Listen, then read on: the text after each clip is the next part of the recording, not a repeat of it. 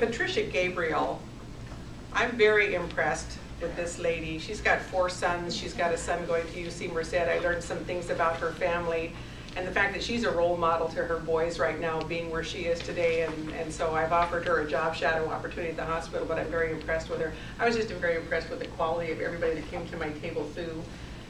You come prepared, and I just second everything that's been said. It was just a pleasure to meet each of you, and you are doing fine in your language skills.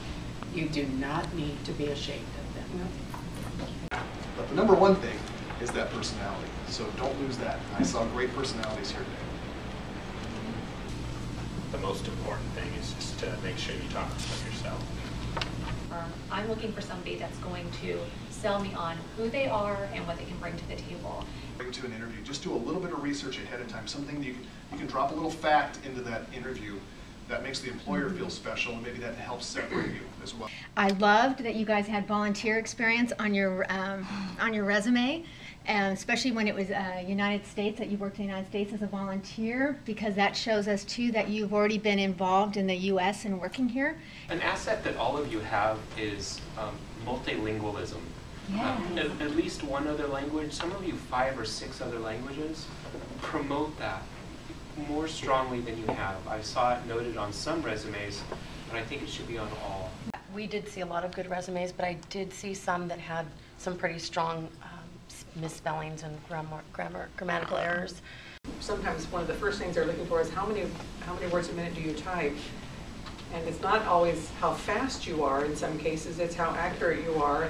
Don't be afraid to ask. I really want to work here. I would really like to work for you. Can I call you next week? Before going to the job fair, we didn't know anything about interview. Okay, we don't know what we would do, prepare for interview.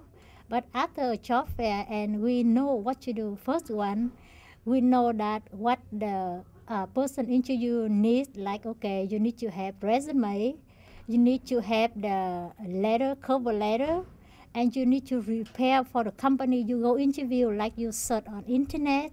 So let's see what that company, like history of company, or what they do right now, and what in the future, what they want. So you need to prepare what your skill have to go with the job, your eye contact, how you speak to them, and what your personality. And actually very important that you need to talk the truth, that what you have and what you don't know. Before that class, I don't have any experience about a job fair, something like that.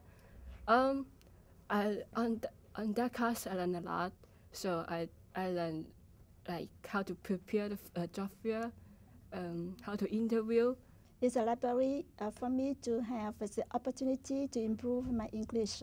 Was a good experience. I learned how to communicate with them. I learned that I need to be secure of myself. I had to be prepared a lot of things like my resume, some possible questions that employees could be asked me.